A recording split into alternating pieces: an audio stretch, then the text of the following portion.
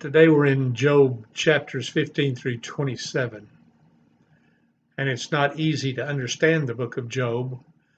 We are so conditioned to associate the good, comfortable life, which is so common in our culture, with God's favor, and then we struggle to understand the experience of Job. In fact, we struggle to understand the experience of most of the world's environment. The book of Job tells us about the character of God that we don't often hear emphasized, that God is sovereign. He does as he chooses. And one of the questions that Job raised in our last lesson was, how do we reconcile Job's suffering at the hand of God with the truth, God is love? Was this really God providing Job with what is the greatest good in his life? It does make abundantly clear that our purpose on earth is to glorify God. Besides showing us Job's faith in God in times of suffering as an example, he helps us understand the suffering that Christ endured as he bore our sins. We get a glimpse of God's perspective on our suffering. Today we will study the second and third cycle of speeches between Job and his three friends, with focus on how Job's attitude changes. The speeches of Job's three friends are pretty much the same as our last lesson, and perhaps a little more hardened in their insistence that Job's problem is one of unrepentant sin. So we'll start in chapter 15 with Eliphaz, who accuses Job by saying Job doesn't fear God. Then Eliphaz the Temanite answered and said, should a wise man answer with windy knowledge and fill his belly with the east wind? The east wind for them was this hot sirocco air that blew off the Arabian desert. You're just blowing hot air with scorching and violent accusations.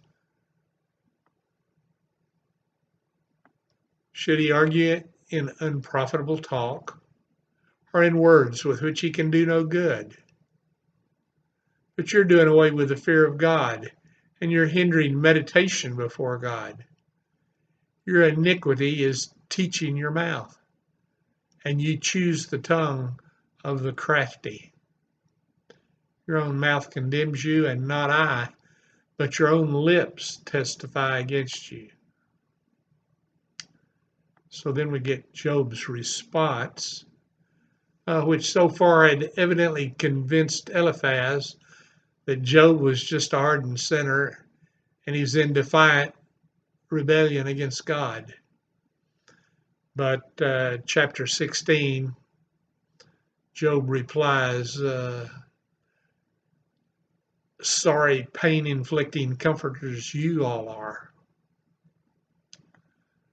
He says, I could speak to you as you do if you were in my place. I could compose and join words together against you, and I could shake my head at you.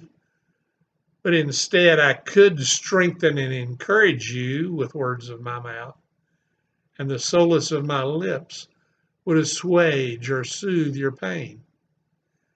So he says, if we were to change places, I could do a better job of comforting you than you have of me. Surely now God has worn me out.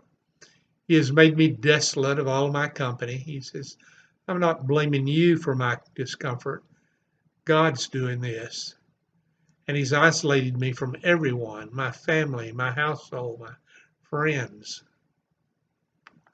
Verse 11, God gives me up to the ungodly and casts me headlong into the hands of the wicked. And apparently in one part of the chapter here, we find Job had suffered abuse at the hands of young people who harassed him at the city dump where he was staying. Verse 18, O earth, Cover not my blood, and let my cry find no resting place where it cannot be heard. And we find a similar cry in Genesis chapter 4, when the Lord said to Cain, "Where is Abel your brother?" And Cain said, "I don't know. Am I my brother's keeper?" And the Lord said, "What have you done? The voice of your brother's blood is crying to me from the ground." So Job wants to make sure that God hears his cry. Verse 19, "Even now, behold, my witness is in heaven, and he, my advocate, who testifies and vouches for me, is on high." So he's saying there's somebody in heaven besides the Father who will represent him, will be his advocate, who will testify and vouch for him. And so without seeing the complete revelation of the Son of God, Job anticipates Jesus the Christ, who can meet his need just as he meets all our needs. And so we go to chapter 14, where Job continues the question, where is my hope? My spirit is broken, my days are extinct. The graveyard is ready for me. Surely there are mockers about me, and my eye dwells on their provocation. Verse 3, lay down a pledge, lay down a guarantee, lay down a promise for me with you to acknowledge my innocence before my death. Who is there who will put up security for me? So evidently in legal cases of this sort in that time, each litigant, that is each side of the court, would give the judge a bond, which was either money or some personal possession, before the trial started. The bond would guarantee that the litigant would be fair and honest during the trial. And then if one of the litigants was not, the judge would not return his bond at the end of the trial. So Job calls on God to lay down his pledge. God, as the prosecutor, would lay it down to God, the judge. Job's supportive friends would normally have provided this bond, but they had turned against him. Consequently, Job believed that only God himself could guarantee his innocence. Job lay the ultimate responsibility for his friends' blindness and rejection at God's feet, because he says God had withheld understanding from them. And now we find Job invites his friends to attack him some more with another round of arguments. Verse 10, but you, come on again, all of you, and I shall not find a wise man among you. And that takes us to chapter 18. And it starts with Bildad speaking. Same story, God punishes the wicked. Then Bildad the Shuhite answered and said, how long will you hunt for words and continue these speeches? Consider some clear thinking and understanding, and then we will speak. He says, why are you counting us like cattle? Why are we stupid in your sight? You who tear yourself apart in anger, shall the earth be forsaken just for you? Shall the rocks be removed out of their place just for you? And then in the rest of the chapter, Bildad paints a vivid picture of what the death of a wicked person is like and what Job can expect. And that takes us to chapter 19. And this is part of Job's reply, which is one of the more important ones in the book, because in it we find Job reveals the extent of his rejection by friends and relatives and servants, but then he also comes to this new level of confidence in God. So chapter 19, then Job answered and said, how long will you torment me and exasperate me and break me in pieces with your words? These 10 times ye have cast reproach upon me. Are you not ashamed to wrong me and harden your heart against me? And even if it be true that I had erred, my error remains mine, and I would be conscious of it. If indeed you braggarts magnify yourselves and stand against me and make my disgrace an argument against me, know then that it's God that has put me in the wrong, and he's closed his net about me. There's no justice. He set darkness on my path. He stripped me of my honor. He's uprooted my hope like a tree. He counts me as his adversary. He put my brothers far from me, wholly estranged from me. Close friends have forgotten me. My breath is repulsive to my wife. Even young children despise me, and my bones stick to my skin. But it is just here when everything is the blackest, as he's just described it, that his faith appears like a rainbow in a cloud and shines with marvelous splendor. And this next section probably contains the best known verses in the whole book of Job. And they are an affirmation of Job's great faith in God. So verse 23, oh, that my words that I now speak were written. Oh, that they were inscribed in a book. Oh, that with iron pen and molten lead they were engraved in the rock forever.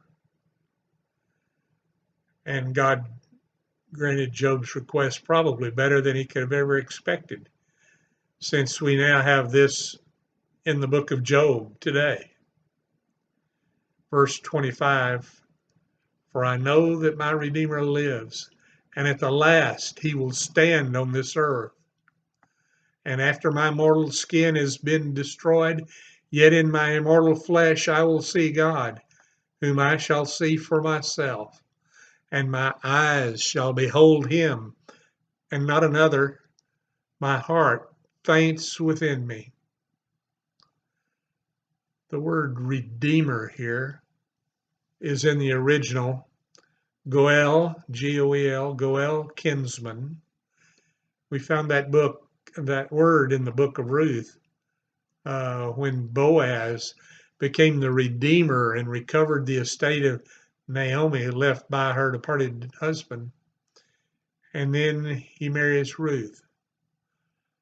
The duty of the kinsman, or Goel, was threefold. They were to buy back and restore the rights and inheritance of a family member if they had been lost due to debt or helpless circumstances such as death. He was also to use force, show his power in reclaiming the right if he was forced to, if it was necessary. And then the duty of the kinsman was to be the avenger, to pursue the murder if a family member was murdered. So here we see Job speaking into the future about Christ. He would pay the price we could not pay to restore us to our rightful place in the family of God, true inheritors of Abraham. It was he that redeemed us through his power in victory over death. And it is he that's the avenger who pursues Satan, for whom there is no sanctuary city. And that takes us to chapter 20. And we have Zophar speaking. And he continues on this theme, the wicked will suffer. And we find that Zophar has really nothing to say, but he can certainly say it with passion. Then Zophar the Naamathite answered and said, Do you not know this from old, since the time that man was placed on earth, that the exulting of the wicked is short, and the joy of the godless is but for a moment? The heavens will one day reveal his iniquity, and the earth will rise up against him. The possessions of his house, his wealth, will be carried away and dragged off in the days of God's wrath. This is the wicked man's portion from God, his heritage decreed for him by God. And in chapter 21, Job replies, yes, I know wicked do prosper, but he says the time has come to demolish your position. And in making this counterattack, Job reviews a lot of the preceding discussion, but then by quoting their words and refuting them, Job comes near to having a real debate. And while his words are still quite emotional, there are less insult in them. So chapter 21, Job answered and said, keep listening to my words, and let this be your comfort. Bear with me, and I will speak. And after I have spoken, you may continue to mock me, if you wish. Look at me and be appalled. Lay your hand over your mouth. So Job says the wicked continue to prosper. Job's friends had been selective in their observations about wicked people. They had pointed only to the cases in which God did judge them on earth, not the ones that would be judged later. But Job presents the other side of the story. There are many wicked who never experience God's judgment before they die. Verse 7, why do the wicked live? Why do they reach old age? Why do they grow mighty in power? Why are their houses safe from fear? Why is there no rod of correction from God upon them? And they say to God, depart from us. We don't desire knowledge of your ways. What is the Almighty that we should serve him? What profit do we get if we pray? Behold, take notice. Is not their prosperity in their hand? The counsel of the wicked and the mystery of God's dealing with the ungodly is far from my comprehension. So Job will claim that the wicked die for the same reasons the righteous die. They are all sinners. How often is it that the lamp of the wicked is put out, that their calamity comes upon them, that God distributes pain and destruction and sorrow in his anger? Now you've said, well, God is storing up punishment of man's wickedness to lay on their children. I say,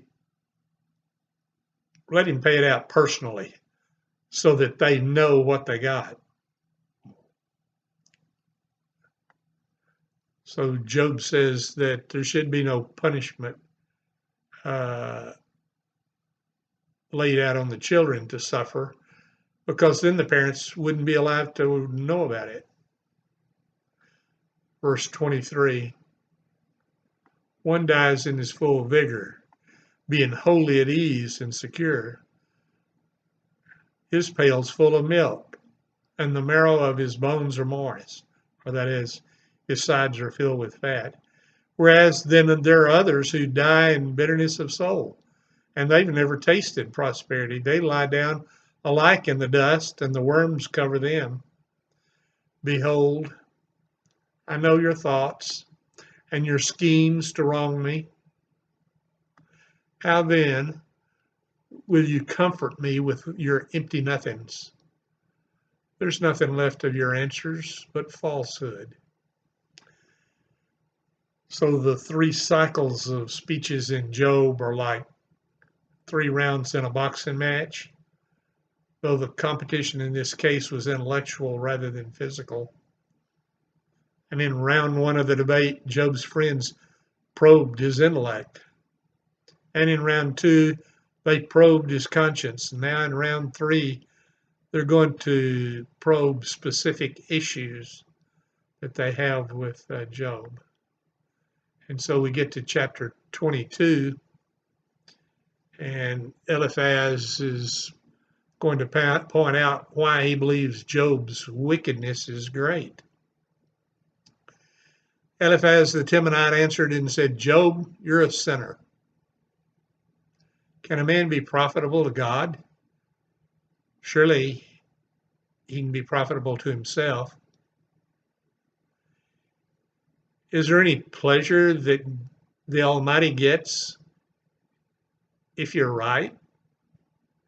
Is there any gain to him if you make your way blameless? Is it for your fear of him that he reproves you and enters into judgment with you? Is not your evil abundant? There's no evil. There's no end to your iniquity. And then Job, he starts his second point. Job, you're trying to hide your sin.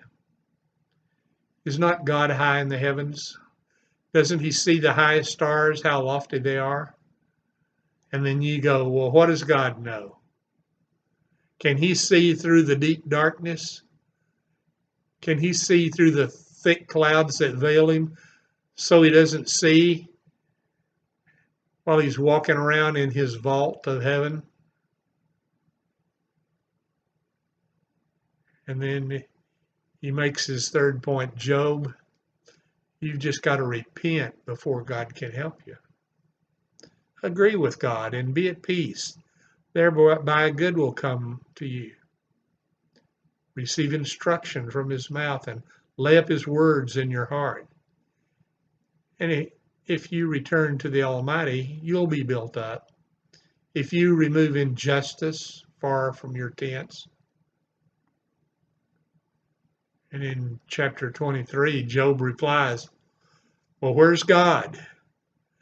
Job really temporarily ignores Eliphaz's groundless charges of sin, and he proceeds to reflect on what he sees as the problem of God's injustice. So chapter 23, then Job answered and said, today also my complaint is bitter and defiant. My hand is heavy on account of my groaning. He said, I admit I'm rebelling against God with my complaining, but there aren't words that express how bad I feel. Oh, that I knew where I might find him, that I might come even to his seat. He said, there isn't a fair judgment on earth. He says, if I could find God, if I could approach his seat, God would give me a fair judgment. So he still has a good opinion of God as the judge. Verse 4, I would lay my case before him and fill my mouth with arguments. I would know what he would answer me and understand what he says to me. Would he contend with me in his great power? No, he would sit there and pay attention to me. There an upright man could argue with him, and I would then be acquitted forever by my judge. So it's obvious that Job rests his hope for a favorable decision on the judge's just character. Behold, I go forward to the east, but he's not there. And I go backward to the west, but I don't perceive him. On the left hand to the north, when he is working, I do not behold him. And when he turns to the right hand on the south, I don't see him. But he knows the way I take. He sees me. And when he has tried me, I shall come out as gold. Now, more literal translation. But God knows his way with me. I don't know God's way, but he knows mine. And because God knows what he's doing with Job, Job's coming to the point where he'll be satisfied even if God never explains the reason for all of this strange conduct. We know earlier Job had demanded to know why God was dealing with him. And we saw that he was staggering under this insufferable trial. But now he's back on his feet and he's accepting the testing because he knows I shall come forth as gold. And we know all through the scriptures where it talks about God refining us as gold to get all the impurities out of us. And now Job says, after all this is done, I'll come forth as pure gold. But then Job proceeds to say, I am afraid of God. Verse 13, but he is unique and unchangeable, and who can turn him back? What he desires, he does. For he will complete what he appoints for me. And many such things are in his mind. Therefore I am terrified at his presence. When I consider all of this, I tremble in dread of him. God has made my heart faint. The Almighty has terrified me. Has it ever terrified you when you came to realize that what God's plan for you was not what you had in mind, or that it seemed to be greater and more challenging than what you had in mind?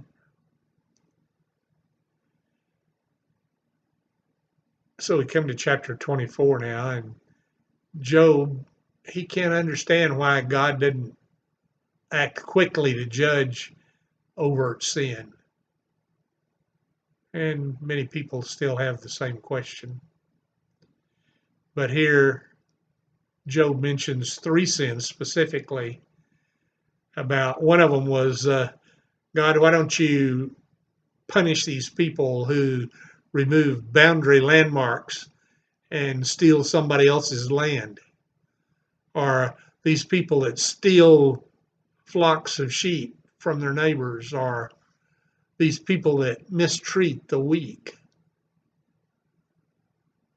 Why don't you do something about them? Yet why do you afflict me so severely? Because I don't do any of those things.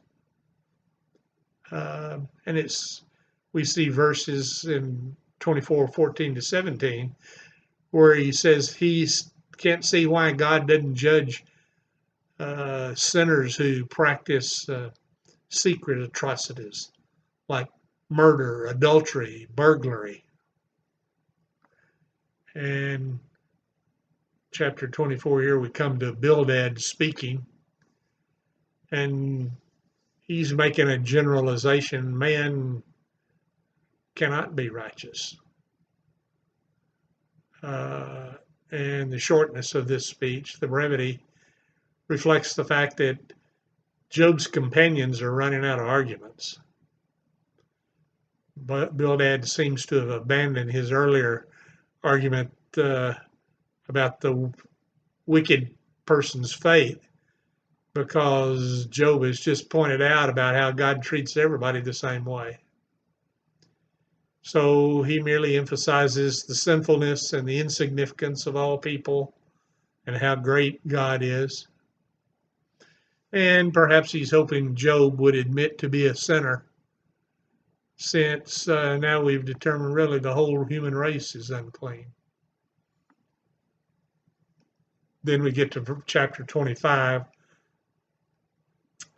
and we have Bildad the Shuhite answering and saying, dominion and awe are with God. God makes peace in his high heaven. Can anybody count the number in his armies? Is there anybody that his light doesn't shine on? How then can man be justified and in a right before God? How can anyone born of woman be pure? And then Job replies about how God's majesty is unsearchable, how it's beyond measure, how it's infinite. Chapter 26, Job answers and says, somewhat sarcastically, as he charges Bildad with that same weakness and inability that Bildad had attributed to all men. He says, Bildad, you're one of us. How you have helped him who has no power. How you have saved the arm that has no strength. How you have counseled him who has no wisdom, and plentifully declared sound knowledge. With whose help did you utter your words? And whose breath comes from you? He says that didn't all come from God, who controls the whole universe. And then Job continues, I will maintain my integrity. And Job again took up his discourse and said, as God lives, who has taken away my right and denied me justice? And the Almighty who has made my soul bitter. As long as my breath is in me and the Spirit of God is in my nostrils, my lips will not speak falsehood.